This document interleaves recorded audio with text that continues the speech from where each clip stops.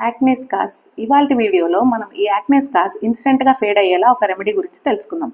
అసలు ఈ acne scars ఎందుకు ఏర్పడతాయి? ఆయుర్వేదం ప్రకారం యాక్నే సమస్య అంటే మొటిమలు, అలాగే యాక్నే స్కార్స్ అంటే మొటిమల తాలూకా గాయాల యొక్క మచ్చలు అనేది పిత్తదోషం యొక్క ఇంబ్యాలెన్స్ వల్ల, అలాగే రక్తధాతు యొక్క దృష్టి వలన ఏర్పడతాయి. ఇవి కేవలం ఎక్స్టర్నల్ క్రీమ్స్తో తొలగించడం కష్టం.